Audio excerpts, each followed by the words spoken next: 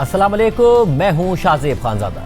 Iran और America के दरमियान मुज़ाकरात में पेशरफ्त के लिए पाकिस्तान ने अपनी सिफारती कोशिशें पहले से तेज़ कर दी, जबकि सऊदी अरब, कतर, तुर्की और मुत्तहदा अरब अमारात जैसे ममालिक ने भी पसे पर्दा मुज़ाकरात के लिए अपनी कोशिशों में इजाफा कर दिया है और आइंदा चंद दिन अहम करार दिए जा रहे हैं। ऐसे में ईरान का कहना है कि उन्हें अमेरिका का जवाब मौसूल हो चुका है और वो फिलहाल इसका जायजा ले रहे हैं। साथ ही अब ये खबर भी सामने आ रही है कि ईरान के सुप्रीम लीडर मुज्तबा खामनाई ने ईरान से अफजूदा यूरेनियम बाहर भेजने की तजवीज़ को मुस्तरद कर दिया है, जिसकी वजह से मुआहदे के हुसूल में मजीद मुश्किलात पेश आने का खदशा भी जाहिर किया जा रहा है। मगर इस सारी सूरत हाल में अमरीकी सदर ट्रंप ईरान से अपने मतलब का जवाब ना मिलने पर बढ़ती हुई फ्रस्ट्रेशन के बावजूद बज़ाहिर जंग दोबारा शुरू करने से हिचकिचा रहे हैं और सिफारतकारी को तरजीह दे रहे हैं।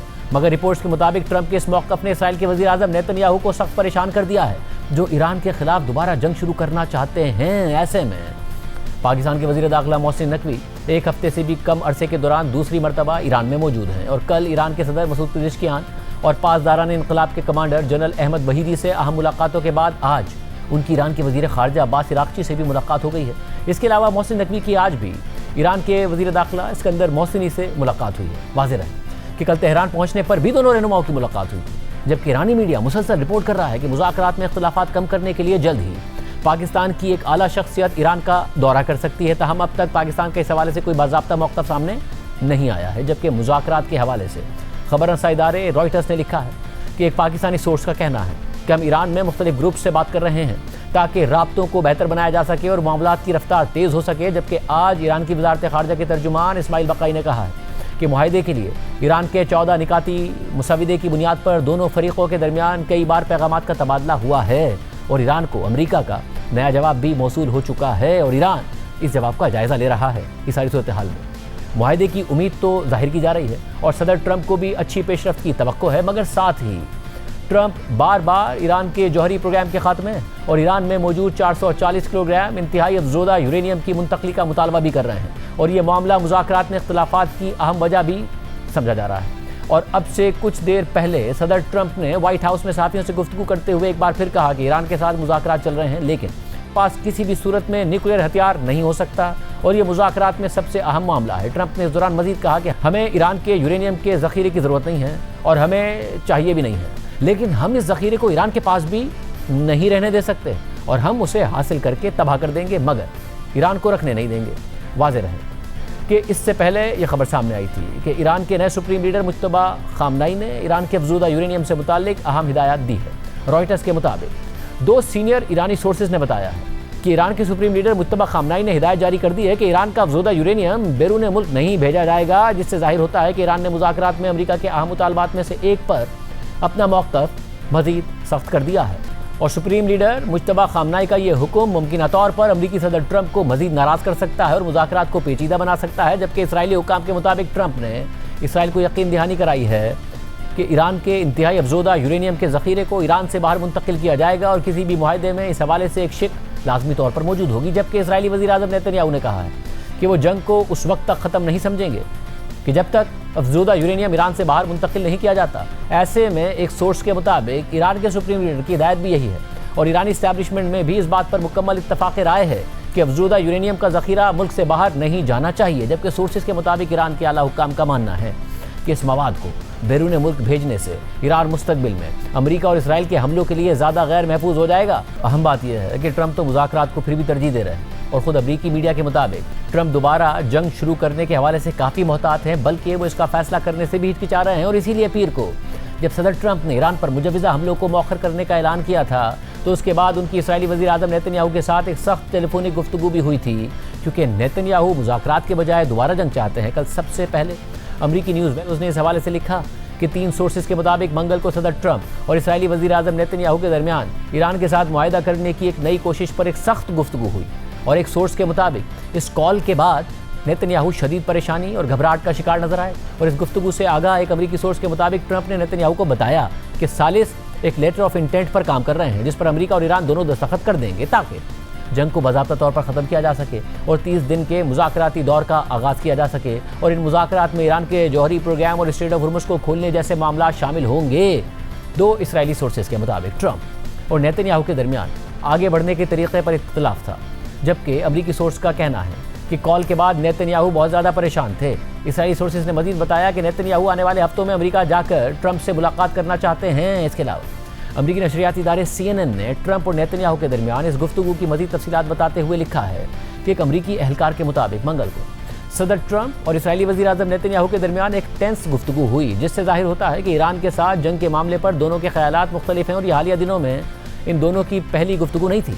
इससे पहले इतवार को भी दोनों रहनुमाओं की फ़ोन पर बात हुई थी और ट्रंप ने मुमकिन तौर पर नेतन्याहू को बताया था कि वो इस हफ्ते के आगाज़ में ईरान पर नए हमलों का इरादा रखते हैं। लेकिन नेतन्याहू से इस पहली गुफ्तगू के तकरीबन 24 घंटे बाद सदर ट्रंप ने अचानक ऐलान कर दिया कि वो सऊदी अरब, कतर और मुत्तहिदा अरब अमारात के रहनुमाओं की दरख्वास्त पर ईरान के खिलाफ हमले को रोक रहे हैं। जबकि एक अमरीकी एहलकार और इस सूरत हाल से वाकिफ एक शख्स के मुताबिक हालिया दिनों में खलीजी अरब ममालिक अमरीका और पाकिस्तान के साथ करीबी राब्ते में रहे हैं ताकि मजीद मुज़ाकरात के लिए एक फ्रेमवर्क तैयार किया जा सके।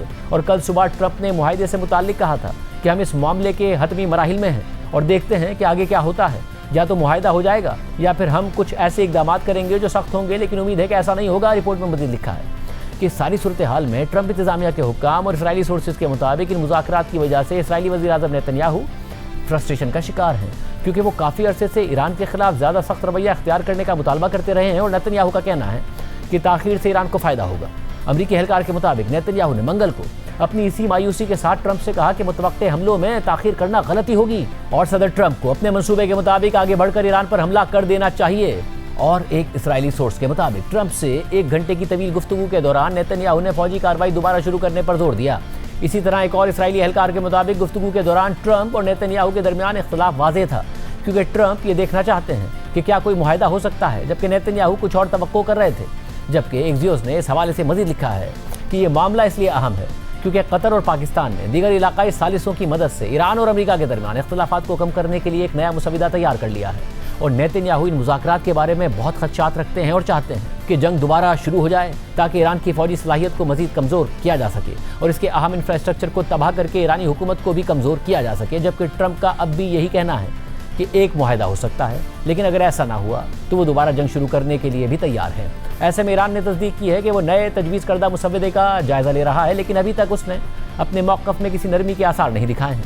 3 सोर्सेज का इस हवाले से कहना है कि पाकिस्तान, कतर, सऊदी अरब, तुर्की और मिस्र गुज़िश्ता चंद दिनों से इस प्रपोजल को बेहतर बनाने पर काम कर रहे हैं ताकि इख्तिलाफात कम किए जा सकें। जबकि 2 अरब हुक्काम और एक इसराइली सोर्स के मुताबिक कतर ने हाल ही में अमेरिका और ईरान दोनों को एक नया मुसविदा पेश किया है। ताहम चौथी सोर्स का इस हवाले से कहना है कि कतर का कोई अलग मुसविदा नहीं है, बल्कि कतर सिर्फ पहले से मौजूद पाकिस्तानी प्रपोजल में इख्तिलाफात को कम करने की कोशिशें कर रहा है। एक अरब एहलकार के मुताबिक कतर ने इस हफ्ते के आगाज़ में ईरान के साथ ताज़ा मुसविदे पर बातचीत के लिए अपना एक वफ्द तेहरान भेजा था। अरब एहलकार का मजीद कहना है कि इस नई कोशिश का मकसद ईरानियों से उनके जौहरी प्रोग्राम के बारे में मजीद वाज़ेह और अमली कमिटमेंट्स लेना है और अमेरिका से ये तफसीलात हासिल करनी है कि मुंजमद ईरानी असासों को किस तरह बहाल किया जाएगा। तीनों सोर्सेज ने इस बात पर जोर दिया कि यह वाज़ेह नहीं है कि ईरान इस नए मुसविदे को कबूल करेगा या अपनी पोजीशन में कोई बड़ी तब्दीली लाएगा।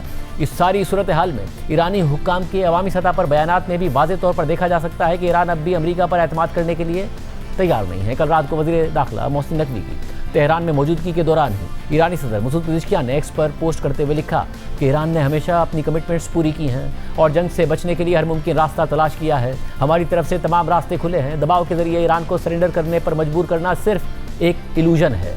सिफारतकारी में बाहमी एहतराम जंग के मुकाबले में कहीं ज़्यादा दानिशमंदाना, महफूज और पायदार होता है। इससे पहले कल ईरान की पार्लियामेंट के स्पीकर मोहम्मद बाक़िर कालिबाफ ने अपनी सरकारी वेबसाइट पर जारी एक पैगाम में अमेरिका पर जंग दोबारा शुरू करने की तैयारी का इल्ज़ाम आयद करते हुए कहा कि दुश्मन की सरगर्मियाँ चाहे वो अवामी सतह पर हों या खुफिया हों, दोनों ये जाहिर करती हैं कि मुआशी और सियासी दबाव के बावजूद उसने अपने फौजी मकासद तर्क नहीं किए और वो एक नई जंग शुरू करने की कोशिशें कर रहा है। ऐसे में मुज़ाकरात का सिलसिला कैसे आगे बढ़ेगा और अब तक क्या पेशरफ्त हो चुकी है, बात करने के लिए हमारे साथ मौजूद है इस्लामाबाद से साफ़ी कामरान यूसुफ, जो इस पूरे मुज़ाकराती अमल को इंतहाई करीब से कवर कर रहे हैं, बहुत अहम खबरें दे चुके हैं। कामरान, बहुत शुक्रिया हमें शो में ज्वाइन करने के लिए। कामरान, ज़ाहिर पाकिस्तान के वज़ीर दाखिला इस वक्त दोबारा मौजूद हैं ईरान में और ख़बरें ईरानी मीडिया ही कह रहा है कि कोई एक और आला शख्सियत ईरान जा सकती है, मगर इस सब के दौरान मुज्तबा खामनेई का ये बयान सामने आना कि जो अफजूदा यूरेनियम है वो ईरान से बाहर नहीं जाएगा, क्या कुछ मुतासिर हो रही है पेशरफ्त या आगे बढ़ रही है पेशरफ्त?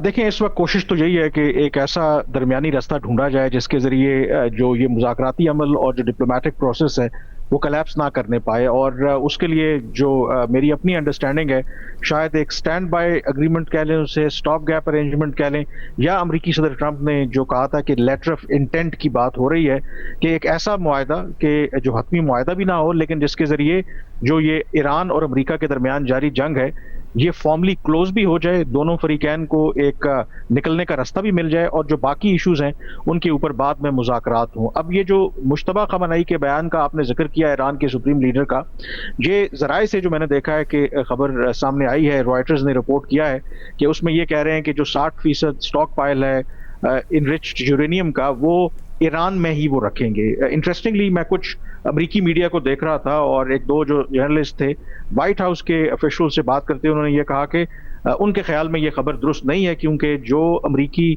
इस सारे प्रोसेस में इन्वॉल्व हैं उनका ये ख्याल है कि ईरान की फिलहाल ये पॉलिसी नहीं है। लेकिन अगर ये खबर सच साबित होती है तो ये मेरे ख्याल में एक और बहुत बड़ा स्टम्बलिंग ब्लॉक हो सकता है, क्योंकि आज फिर अमेरिकी सदर ट्रंप ने ये वाजे किया है, जहां वो कहते हैं कि ईरान जौहरी हथियार उसको बनाने की इजाजत नहीं होगी, और दूसरा वो ये कहते हैं कि जो स्टॉक पाइल है, जो 60% इनरिच्ड यूरेनियम है, वो ईरान में भी रहने नहीं देंगे। तो इट सीम्स अगर लगता है कि अगर ईरान ने अपने इस जो पॉलिसी में कोई तब्दीली की है तो इसका ये मतलब है कि अपना जो पहले से ज्यादा स्टांस है उसको सख्त किया है। और क्या वो वाकई ये पॉलिसी शिफ्ट है, या फिर यू नेवर नो कि अपनी बार्गेनिंग पोजीशन बढ़ाने के लिए बाज दफा जब मुज़ाकरात क्रिटिकल स्टेज पे होते हैं तो थोड़ी आप पब्लिक पोस्चरिंग भी करते हैं। और ये बताएगा कि मोहसिन नकवी साहब का अचानक दोबारा वापस जाना, और 24 घंटे हुए थे उन्हें आए हुए और फिर वो वापस चले गए, इस बात की अलामत कि मुज़ाकरात आगे बढ़ रहे हैं दोनों के दरमियान, क्योंकि ज़ाहिर अब तो उनकी तरफ से भी इस बात की तस्दीक की गई है कि अमेरिका का भी काउंटर प्रपोजल उन्हें मौसूल हो गया है। ये कहा जा सकता है कि बात आगे ही बढ़ी है, जिसमें अरब ममालिक का भी पूरा कॉन्फिडेंस और पूरी कोशिश शामिल है। जी बिल्कुल, आई थिंक उसमें ना सिर्फ बात अगर स्लो भी है तो ना सिर्फ आगे बढ़ रही है, बल्कि मेरे ख्याल में एक सेंस ऑफ अर्जेंसी भी है। लास्ट टाइम भी जब मेरी आपसे बात हो रही थी तो मेरा ये ख्याल है कि एक टाइम फ्रेम यकीनी तौर पर पाकिस्तान के जरिए अमेरिका ने ईरान को दिया है कि अगर इस टाइम फ्रेम के अंदर कुछ पेशरफ्त हो जाती है तो डेफिनेटली प्रोसेस आगे बढ़ सकता है। तो ये भी उसकी एक रिफ्लेक्शन है। और फिर जो फ्लरी ऑफ विजिट्स हैं उसके होने का मतलब ये है कि आखिर यकीनी कुछ ऐसी जरूर बातें हैं, कुछ ऐसे एलिमेंट्स हैं जिसकी वजह से उनका वहां पर खुद जाना बहुत जरूरी है। और एक और जो चीज आई थिंक काबिल गौर है, कल हमने देखा कि उनके जो इरानियन रेवोल्यूशनरी गार्ड कोर के कमांडर हैं सीनियर, उनके साथ उनकी मुलाकात हुई, और पहली मर्तबा जब से ये जंग हुई थी उसके बाद उनकी तैनाती हुई तो पहली मर्तबा वो पब्लिकली मंजरेआम पर भी आए हैं। इससे पहले जो ईरान की मिलिट्री लीडरशिप है वो आपको पब्लिक में नजर नहीं आ रही थी। तो इसका मतलब है कि ईरान की जो मिलिट्री लीडरशिप है उसके अंदर भी इतना कॉन्फिडेंस आ गया है कि शायद वो अब पब्लिकली सामने आ भी सकते हैं। और दूसरा ये भी रिफ्लेक्ट करता है कि कहीं ना कहीं जो पसे पर्दा कॉन्फिडेंस बिल्डिंग मेजर्स हैं अमेरिका और ईरान के दरमियान, ये उसकी रिफ्लेक्शन है, क्योंकि आज जो ईरान के आर्मी चीफ हैं वो भी ईरान के जो सदर हैं उनके साथ उन्होंने मुलाकात की है, और वो भी जो वीडियो रिलीज की है जो ईरान का सरकारी मीडिया है,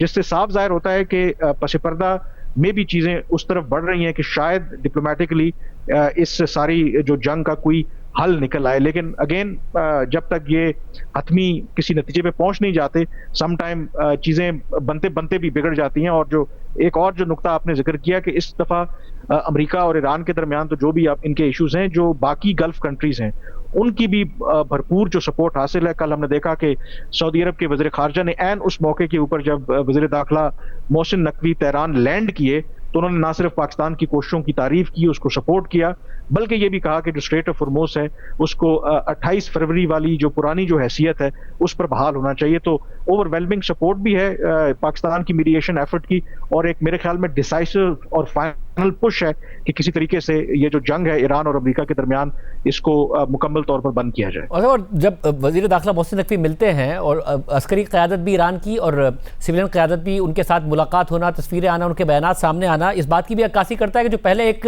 खदशा था कि जो पॉलिटिकल क़यादत है अगर वो कोई मुआहदा कर भी ले तो ईरान में कोई यूनिटी ऑफ कमांड नहीं रह गई है, तो पता नहीं मिलिट्री क़यादत मानेगी नहीं मानेगी, हॉक्स मानेंगे नहीं मानेंगे। तो अब जो भी होगा वो कम से कम अब ये खदशा नहीं है कि अगर मुआहदा हुआ तो एक सेक्शन मानेगा दूसरा नहीं मानेगा। बिल्कुल। आई थिंक ईरान का जो सिस्टम है उसको जानने का मेरे ख्याल में जानना बहुत ज़रूरी है कि वहाँ पर जो एक तो ईरान के जो सुप्रीम लीडर हैं, उसके अलावा जो पासदाराने इनकलाब हैं, वो मेरे ख्याल में अल्टीमेट अथॉरिटी हैं जो फैसला करते हैं। जो उनकी पॉलिटिकल लीडरशिप है, उनके बारे में पहले भी कहा जाता था, वो ईरान के बेशक सदर हों या ईरान के फॉरेन मिनिस्टर हों, वो शायद उस तबके को रिप्रेजेंट करते थे जो थोड़ा सा उनका जो अप्रोच थी, ज़्यादा आप कह सकते हैं कि इतनी हार्ड लाइन नहीं थी। और यही कयास किया जा रहा था कि जब तक ईरान के सुप्रीम लीडर और खास करके जो पासदाराने इनकलाब वो अगर ऑन बोर्ड नहीं आएंगे तो उस वक्त तक कोई भी जो डील है वो हो नहीं सकती। और गिवन के ये पब्लिकली अब ये स्टेटेड एक डॉक्यूमेंटेड फैक्ट है कि ईरान के जो पासदाराने इनकलाब के सरबराह हैं वो पाकिस्तान के वज़ीर दाखिला से मिले हैं, तो इसका मतलब ये है कि अगर कल कोई बातचीत आगे बढ़ती है, किसी मुआहदे की तरफ बातचीत जाती है, तो इसका ये मतलब है कि ना सिर्फ जो पॉलिटिकल क़यादत है ईरान की, बल्कि जो उनकी मिलिट्री क़यादत है, जो पासदाराने इनकलाब हैं, जो ईरान के सुप्रीम लीडर हैं, उनकी भी मुकम्मल हिमायत जो है किसी भी जो डिप्लोमेटिक प्रोसेस को हासिल है। बहुत शुक्रिया। एक ब्रेक लेंगे, उसके बाद जिक्र होगा कॉकरोच जनता पार्टी का। चंद घंटों में भारत में सोशल मीडिया पर सबसे मकबूल जमात ये कैसे बन गई और इसका नाम कॉकरोच जनता पार्टी ही क्यों रखा गया है, और नरेंद्र मोदी की भारतीय जनता पार्टी को इससे तकलीफ क्यों हो रही है। भारत से सामने आने वाली हैरानकुन तफसीलात देखिए ब्रेक के बाद।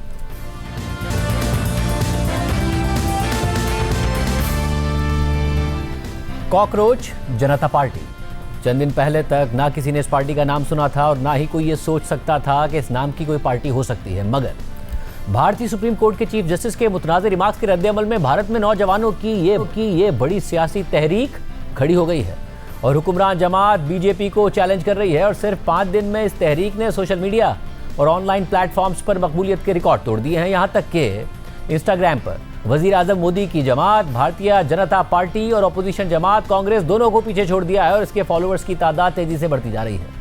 और इसी मकबूलियत की वजह से भारतीय नौजवानों की इस तहरीक को आलमी मीडिया की भी गैर मामूली तवज्जो हासिल हो गई है और कई बड़े अखबारात और चैनल्स में इस हवाले से तबसरे और तज्जिए शाया किए जा रहे हैं। भारतीय नौजवानों की इस तहरीक का नाम कॉकरोच जनता पार्टी है, जिसे आज से सिर्फ 5 दिन पहले अमेरिका में ज़ेर तालीम 30 साला भारतीय नौजवान अभिजीत दीपके ने सोशल मीडिया प्लेटफॉर्म्स पर लॉन्च किया और पार्टी की वेबसाइट भी बनाई। लेकिन अभिजीत दीपके के मुताबिक खुद उन्हें भी ये तवक्को नहीं थी कि उनका ये तंजिया और बज़ाहिर गैर संजीदा इकदाम गुज़िश्ता कई सालों से फ्रस्ट्रेशन का शिकार भारतीय नौजवानों में इतनी तेज़ी से मकबूल हो जाएगा और नौजवान इसे एक उम्मीद की किरण के तौर पर देखेंगे। इस पार्टी ने मजाक को एहतजाज से मिलाकर एक ऐसा नया तरीका दे दिया है जो फौरी मकबूलियत के रिकॉर्ड तोड़ रहा है। लेकिन आपके जहनों में ये सवाल ज़रूर उठ रहा होगा कि इस पार्टी या तहरीक का नाम इतना गैर संजीदा और भारतीय जनता पार्टी से मिलता जुलता क्यों रखा गया है, यानी कॉकरोच जनता पार्टी। नाज़रीन, ये मामला गुज़िश्ता हफ्ते उस वक्त शुरू हुआ कि जब भारतीय सुप्रीम कोर्ट के चीफ याकांत ने एक केस की समाअत के दौरान ये रिमार्क्स दिए कि कुछ नौजवान कॉकरोच यानी लाल बेग की तरह होते हैं जिन्हें ना कोई रोज़गार मिलता है और ना ही किसी प्रोफेशन में उनकी कोई जगह बनती है।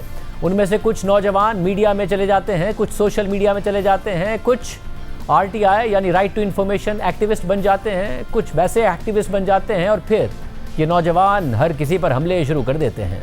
चीफ जस्टिस के इन रिमार्क्स पर जब तनाज़ा खड़ा हो गया और उन पर तनकीद शुरू हो गई कि एक तो पहले ही इंडिया में बेरोज़गारी बहुत ज़्यादा है और दूसरी तरफ मुल्क के चीफ जस्टिस बेरोज़गार नौजवानों का मजाक उड़ा रहे हैं और इस मजाक की आड़ में पहले से इजहार राय की पाबंदी वाले भारत में अपने हक के राय इस्तेमाल करने वाले नौजवानों को कॉकरोच कह रहे हैं। इतनी ज़्यादा बड़ी तो चीफ जस्टिस को वजाहत देनी पड़ी और उन्होंने कहा कि मेरे रिमार्क्स कुछ ऐसे लोगों से मुताल्लिक थे जो जाली डिग्रियां ले रहे हैं। मेरे रिमार्क्स का हदफ भारत के नौजवान नहीं थे, मैं तो उन्हें तरक्की याफ्ता भारत का सुतून कहता हूँ।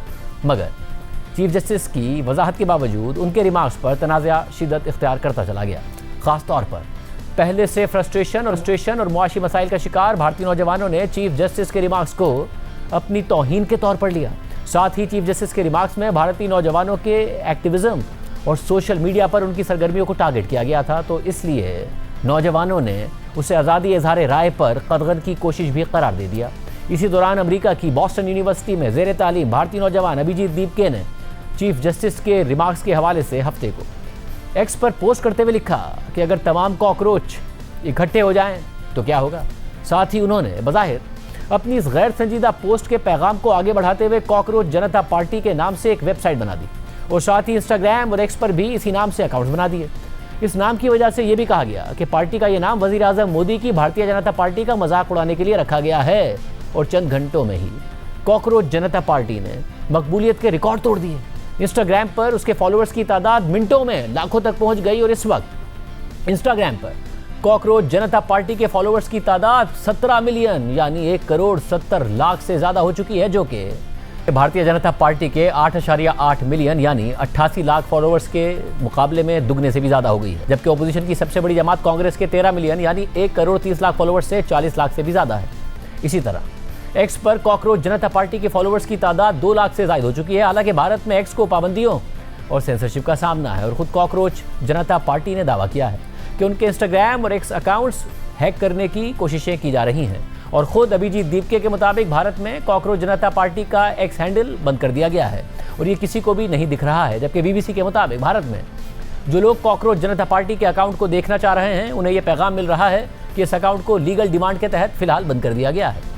भारतीय चीफ जस्टिस के रिमार्क्स के नतीजे में हफ्ते को अभिजीत दीपके ने जब ऑनलाइन तहरीक शुरू की तो भारत में सोशल मीडिया पर यह ट्रेंड मकबूल हो रहा था कि हैशटैग में भी कॉकरोच।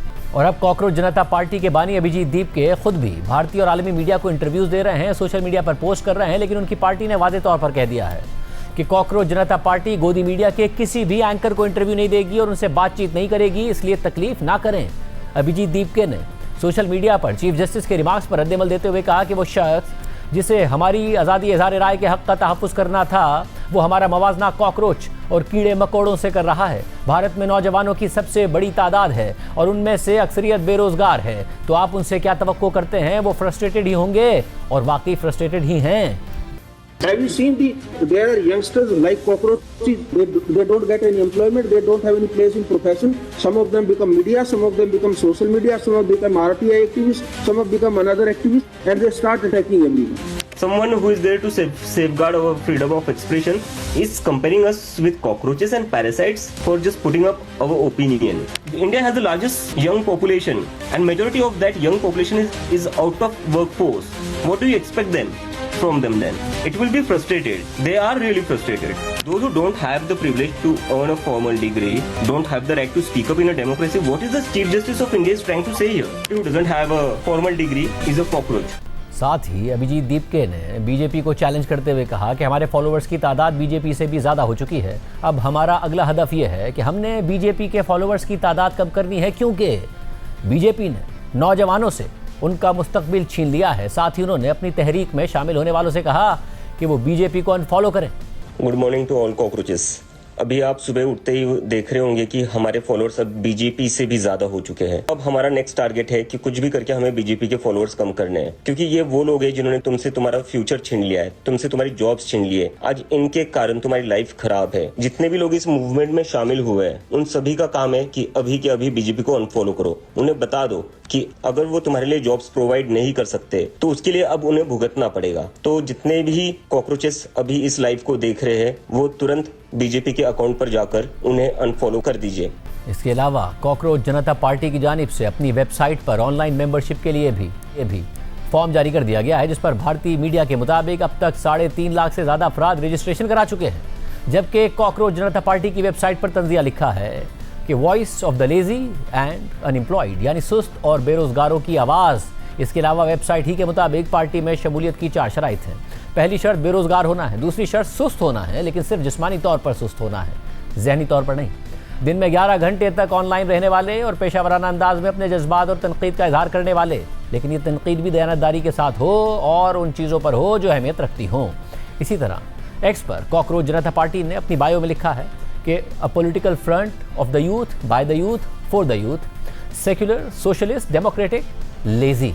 नौजवानों के लिए, नौजवानों के जरिए नौजवानों का सियासी मुहाल जो कि सेक्युलर है, सोशलिस्ट है, जमहूरी है और सुस्त है। जबकि पार्टी के इंस्टाग्राम अकाउंट पर भी यही अल्फाज लिखे गए हैं। इसके अलावा कॉकरोच जनता पार्टी की वेबसाइट पर उनका मंशूर भी जारी किया गया है और ये मंशूर संजीदा है। ये मंशूर बराह रास्त नरेंद्र मोदी की हुकूमत और भारतीय जनता पार्टी को टारगेट करता है, क्योंकि उनकी हुकूमत पर अदलिया, मीडिया और इलेक्शन कमीशन को साथ मिलाने और अपोजिशन जमातों के अराकीन को ब्लैकमेल करके उन पर केसेस बनाकर उन्हें भारतीय जनता पार्टी में शामिल कराने का इल्ज़ाम लग रहा है और बार बार लग रहा है। और गोदी मीडिया, अदलिया और भारतीय इलेक्शन कमीशन इन इल्ज़ामात को दुरुस्त भी साबित कर रहे हैं और बार बार कर रहे हैं। कॉकरोच जनता पार्टी के 5 निकाती मंशूर के मुताबिक अगर कॉकरोच जनता पार्टी इक़्तिदार में आई तो किसी भी चीफ जस्टिस को रिटायरमेंट के बाद इनाम के तौर पर राज्यसभा यानी ऐवान बाला की नशिस्त नहीं दी जाएगी। अगर किसी भी हकीकी वोट को डिलीट किया गया तो चीफ इलेक्शन कमिश्नर को गिरफ्तार कर लिया जाएगा, क्योंकि शहरियों के वोट का हक छीनना दहशतगर्दी से कम नहीं है। कॉकरोच जनता पार्टी के मंशूर के मुताबिक पार्लियामेंट में नशिस्तों की तादाद बढ़ाए बगैर खवातीन के लिए मखसूस नशिस्तों की तादाद 33% से बढ़ाकर 50% कर दी जाएगी। साथ ही काबीना में भी 50% विदारतें खवातीन के लिए मुख्तस की जाएंगी। अंबानी और अडानी के मिल्कियत वाले तमाम मीडिया हाउसेस के लाइसेंस कैंसिल करा दिए जाएंगे ताकि हकीकी मानों में आज़ाद मीडिया का रास्ता हमवार हो सके। गोदी मीडिया के एंकर्स के बैंक अकाउंट्स की तहकीकात की जाएंगी। मंशूर के मुताबिक कोई भी रुकने पार्लियामेंट अपनी पार्टी से इनहराफ करके दूसरी पार्टी में शामिल होगा तो उस पर 20 साल तक इलेक्शन लड़ने और किसी भी अवामी ओहदे पर फाइज होने की पाबंदी होगी। साथ ही कॉकरोच जनता पार्टी ने मोबाइल फ़ोन को अपने इंतखाबी निशान के तौर पर मुंतखब कर लिया है। भारत में फ्रस्ट्रेशन के शिकार नौजवानों में ये तहरीक फिलहाल तो तेज़ी से मकबूल होती जा रही है, क्योंकि खित्ते के दीगर ममालिक की तरह भारत में भी नौजवानों में बेरोजगारी बहुत बड़ा मसला है और ये मसला बढ़ता जा रहा है। रिपोर्ट के मुताबिक भारत की आबादी का 1/4 से ज़्यादा हिस्सा जेन ज़ी पर मुश्तमिल है, जो दुनिया की सबसे बड़ी नौजवान नस्ल भी है। अगरचे भारत की मईशत बहुत बढ़ चुकी है, लेकिन आमदनी में अदम मसावात, बेरोजगारी और महंगाई तारीखी सतह तक पहुंच गई है। भारत में हर साल 80 लाख से ज़्यादा ग्रेजुएट्स निकलते हैं, लेकिन उनमें बेरोजगारी की शरह 29.1% है, जो उन लोगों के मुकाबले में 9 गुना ज़्यादा है जो कभी स्कूल नहीं गए। अहम बात यह है कि भारत में नौजवानों की इस तहरीक को इसलिए भी दुनिया की तवज्जो हासिल हो रही है क्योंकि हालिया सालों में इसी खित्ते में जेन ज़ी की तहरीकों के नतीजे में नेपाल और बांग्लादेश में बड़ी सियासी तब्दीलियाँ आईं, हुकूमतों का खात्मा हुआ और इंतखाबात होकर नई हुकूमतें कायम हो गई। ताहम इस पहलू के हवाले से कॉकरोच जनता पार्टी के बानी अभिजीत दीपके ने BBC मराठी से कहा कि इंडिया की जेन ज़ी का मवाजना श्रीलंका, नेपाल और बांग्लादेश की जेन ज़ी से नहीं करना चाहिए, क्योंकि इंडियन जेन ज़ी तशद्दुद का सहारा नहीं लेगी। इंडियन जेन ज़ी तंज के जरिए अपनी नाराज़गी का इजहार कर रही है। हम कॉकरोच का लिबास पहनकर दरियाए जमुना को साफ कर रहे हैं और कचरा उठा रहे हैं और इसके जरिए मौजूदा निज़ाम का मजाक उड़ा रहे हैं। उन्होंने मजीद कहा कि हम सड़कों पर जाकर तशद्दुद नहीं भड़का रहे और कभी हम सड़कों पर निकलते भी हैं तो ये काम जमहूरी और पुरअमन तरीके से करेंगे। अभिजीत दीपके ने मजीद बताया कि भारतीय नौजवान मौजूदा सियासी निज़ाम से तंग आ चुके हैं। आइंदा चंद साल में आप देखेंगे कि नौजवान तब्दीली का मुतालबा करेंगे, क्योंकि गुज़िश्ता 10 से 12 सालों में नौजवानों ने हिंदू मुस्लिम के बयानिए के अलावा और कुछ सुना ही नहीं है। लेकिन अहम बात यह भी है कि कॉकरोच जनता पार्टी या इस तहरीक पर सिर्फ भारतीय नौजवान ही शामिल नहीं हो रहे हैं, बल्कि मोदी हुकूमत की गुज़िश्ता 12 साल पॉलिसीज़ और नफरत की सियासत से इख्तलाफ रखने वाले सियासतदान, साबिक ब्यूरोक्रेट्स और दीगर शोबों से ताल्लुक़ रखने वाले अफराद भी शामिल हो रहे हैं। और बज़ाहिर गैर संजीदा नारे और तरीक़े से शुरू होने वाली ये तहरीक इसलिए भी मकबूल हो रही है क्योंकि मोदी हुकूमत और BJP ने बाकी सियासी जमातों को मुख्तलिफ हथखंडों के जरिए दीवार से लगाया हुआ है। इंतखाबात में इलेक्शन कमीशन के साथ मिलकर अपोजिशन को शिकस्त देने का इल्ज़ाम बार बार सामने आ रहा है। अदलिया पर भी ये इल्ज़ाम लग रहा है और गोदी मीडिया भी मुकम्मल तौर पर मोदी के साथ मिला हुआ है। अब देखते हैं कि कॉकरोच जनता पार्टी अमली तौर पर कुछ कर पाती है या आर्जी तौर पर सोशल मीडिया पर ही मकबूल हो पाती है। प्रोग्राम में ब्रेक शामिल करते हैं और आम खबर की तफसीलात आपके सामने रखेंगे।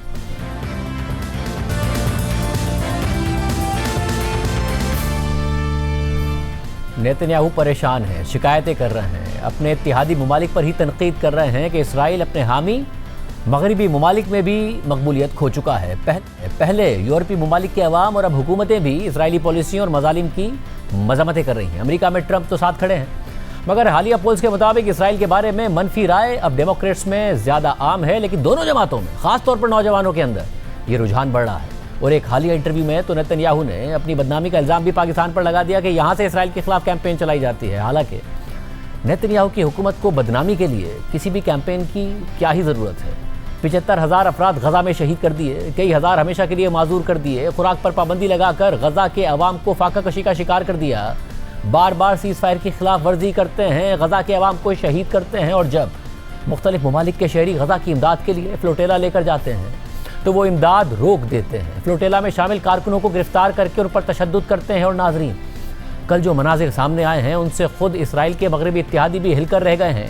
Australia, Spain, Canada, Italy, France, Netherland, Sweden, Switzerland, Greece, Germany, Poland, Slovenia, तुर्की, Austria, Belgium, Colombia, South Korea और बरतानिया ने इस वाक़े की मजम्मत की है। खुद नेतन्याहू को अपने वजीर की हरकत से फासला इख्तियार करना पड़ा है। नाजरीन, ये अफसोसनाक वाक़या कल पेश आया था। कई दिन से ग्लोबल स्मूथ फ्लोटेला का काफिला गजा की तरफ सफ़र कर रहा था, लेकिन इसराइली नेवी इस काफिले को रोक रही थी और मंगल को भी यही किया गया। इसराइली नेवी ने ग्लोबल स्मूथ फ्लोटेला यानी गजा में इमदाद पहुंचाने वाले कश्तियों के काफिले को रोका। और इसमें सवार मुख्तलिफ ममालिक से ताल्लुक़ रखने वाले 400 से ज़ायद इंसानी हुकूक के कारकुनों को अगवा कर लिया, उन्हें तशद्दुद का निशाना बनाया। इसराइली वज़ीर बिन गुवेर जो एक शिद्दत पसंद शख्स हैं और कौमी सलामती के वज़ीर के तौर पर इसराइली पुलिस के निगरान भी हैं, उन्होंने कल सोशल मीडिया पर एक वीडियो पोस्ट की जिसके साथ कैप्शन था इसराइल में खुशामदीद। इस वीडियो में उन्हें इसराइली हिरासती मरकज़ का दौरा करते हुए दिखाया गया, जहां फ्लोटेला में मौजूद इंसानी हुकूक के कारकुनों को रखा गया था। वीडियो में देखा जा सकता है कि फ्लोटेला के तमाम अराकीन को ज़मीन पर घुटनों के बल बिठाया हुआ है, उनके हाथ पीछे की तरफ करके बांध दिए गए हैं। इस दौरान एक खातून फ़लस्तीन को आज़ाद करो का नारा लगाती है तो इसराइली सिक्योरिटी एहलकार उस खातून को बालों से पकड़कर ज़मीन पर गिरा देता है। इस दौरान बिन गुवेर इसराइली परचम लहराते हुए इसराइली एहलकारों की हौसला अफजाई करते हैं, समूद फ्लोटेला के कारकुनों को धमकियाँ देते हैं। और नाजरीन, इसराइली हिरासत में इंसानी हुकूक के कारकुनों के साथ ऐसा सलूक देखकर दुनिया हिलकर रह गई है। और फिर इस वीडियो के बाद तनाज़ा खड़ा हो गया और अमेरिका और बरतानिया समेत मगरबी ममालिक ने बरहमी और शदीद तशवीश का इजहार किया। इटली की वज़ीर आज़म जॉर्जिया मेलोनी ने उसमें लिखा कि इसराइली वज़ीर बिन गुवेर की ये वीडियो नाकाबिल कबूल है। यह हरगिज़ काबिल कबूल नहीं कि इन मुजाहिरीन, जिनमें बहुत से इटली के शहरी भी हैं, उनके साथ ऐसा सलूक किया जाए जो इंसानी इज्जत और वक़ार के ख़िलाफ़ हो। स्पेन के वज़ीर आज़म पेड्रो सांचेज़ ने लिखा है कि गजा की हिमायत में जाने वाले बैनुल अक़वामी फ्लोटेला के इंसानी हुकूक के कारकुनों को इसराइली वज़ीर बिन गुवेर की जानिब से बेइज्जत करने की वीडियो नाकाबिल कबूल है। हम अपने शहरियों के साथ किसी भी किस्म की बदसलूकी को बर्दाश्त नहीं करेंगे। सितंबर में मैंने इस इसराइली काबीना के इस रुकन के स्पेन में दाखिले पर पाबंदी लगाई थी। अब हम ब्रसल्स में इस बात के लिए दबाव डालेंगे कि इन पाबंदियों को फौरी तौर पर यूरोपीय सतह पर लागू किया जाए। जबकि स्पेन के वज़ीर ख़ारजा ने बिन गुवेर के अमल को वहशियाना करार दिया। साथ ही साउथ कोरिया के सदर ने कहा कि इसराइल के इक़दाम हद से बाहर हैं। उन्होंने सवाल किया कि इसकी कानूनी बुनियाद आखिर क्या है, क्या ये इसराइली समंदरी हदूद हैं। उन्होंने मजीद कहा कि क्या ये इसराइली ज़मीन है, अगर कोई तनाज़ा हो तो क्या वो तीसरे ममालिक के जहाज़ों को कब्जे में लेकर हिरासत में रख सकते हैं। कनाडा के वज़ीर आज़म मार्क कार्नी ने लिखा कि शहरियों के साथ फ्लोटेला में जो सलूक किया गया और ख़ास तौर पर वो मनाजिर जो बिन गुवेर की वीडियो में दिखाए गए वो नाकाबिल कबूल हैं। मार्क कार्नी ने मज़ीद लिखा कि कनाडा की वज़ीर ख़ारजा ने हुक्काम को हिदायत दी है कि वो इसराइली सफ़ीर को तलब करें और इस बात की यकीन दहानी लें कि इस वाक़े में शामिल कैनेडियन शहरियों की हिफाजत और सलामती को यकीनी बनाया जाए। फ्रांस के वज़ीर ख़ारजा ने भी बिन गुवेर के इक़दाम की मजम्मत करते हुए उन्हें नाकाबिल कबूल करार दिया और मुतालबा किया कि फ्रांसीसी शहरियों को जल्द अज जल्द रिहा किया जाए। पुर्तगाल की वज़ारत ख़ारजा ने भी बिन गुवेर के नाकाबिल बर्दाश्त रवैये की सख्त मजम्मत की है। जबकि डच वज़ीर ख़ारजा ने कहा कि फ्लोटेला के अराकीन के साथ किया गया बिन गुवेर का सलूक बुनियादी इंसानी वक़ार के खिलाफ है। कोलंबिया के सदर गुस्तावो पेत्रो ने एक्स पर पोस्ट में लिखा कि इसराइली रियासत के वज़ीर बिन गुवेर एक हकीकी नाजी की तरह बर्ताव करते हैं। उन्होंने हमारे शहरियों के साथ ये सलूक इसलिए किया क्योंकि हमारे शहरी गजा में नस्ल कुशी को रोकना चाहते थे। आयरलैंड की वज़ीर ख़ारजा ने वीडियो देखकर शदीद सदमे का इजहार किया और कहा कि वो चाहती हैं कि इन अफराद को फ़ौरन रिहा किया जाए। अहम बात यह है कि पाकिस्तान की फलाही तंजीम ईदी फाउंडेशन के साथ ईदी भी इन कश्तियों पर सवार थे और पाकिस्तान ने भी स्मूथ फ्लोटेला के अराकीन के अगवा के वाक़े की मजम्मत की है। वज़ारत ख़ारजा की जानिब से जारी बयान में कहा गया है कि पाकिस्तान ग्लोबल स्मूथ फ्लोटेला को बैनुल अक़वामी पानियों में इसराइली फ़ौज की जानिब से रोके जाने और इस पर मौजूद लोगों की गैर कानूनी हिरासत और मुबैना बदसलूकी की सख्त अल्फाज में मजम्मत करता है। पाकिस्तानी हुकूमत के मुताबिक फ्लोटेला को रोकना गैर कानूनी अमल था और इसमें शामिल इंसानी हमदर्दी के कारकुनों को बिलाजवाज़ हिरासत में लिया गया है। वाज़ेह रहे कि गुज़िश्ता साल ऑस्ट्रेलिया, कनाडा, न्यूजीलैंड, नॉर्वे और बरतानिया ने बिन गुवेर के खिलाफ पाबंदियाँ आयद करने का ऐलान किया था। ये पाबंदियाँ उन पर और इसराइली वज़ीर ख़जाना बेज़लेल स्मोट्रिच पर लगाई गई थी जब उन्होंने फ़लस्तीनियों के खिलाफ तशद्दुद पर उकसाने के बयानात दिए थे। साथ ही इसराइल के अंदर से भी इस वाक़े के खिलाफ बात हो रही है और इसराइली हुकूमत के वज़रा भी इस वाक़े के खिलाफ बात करने पर मजबूर हो गए हैं। इसराइल के वज़ीर ख़ारजा जिडियोन सार ने एक्स पर पोस्ट में बिन गुवेर को बराह रास्त टिप करते हुए लिखा कि आपने जानबूझकर इस शर्मनाक अमल के ज़रिए हमारी रियासत को नुकसान पहुँचाया है और ये पहली बार नहीं हुआ है।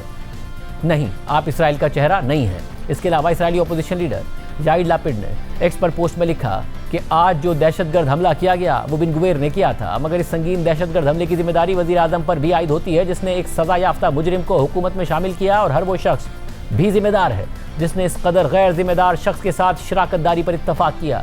जबकि बिन गुवेर के इक़दाम पर इसराइली वज़ीर आज़म नेतन्याहू के ऑफिस से उनका बयान पोस्ट किया गया है जिसमें नेतन्याहू ने कहा है कि इसराइल को मुकम्मल हक हासिल है कि वो हमास के हामियों के इश्तियाल अंगेज़ फ्लोटेला को अपनी समुद्री हदूद में दाखिल होने और गजा तक पहुँचने से रोके। ताहम बिन गुवेर ने फ्लोटेला के कारकुनों के साथ जो तरीक़ा इख्तियार किया वो इसराइल की इक़दार और उसूलों के मुताबिक नहीं है।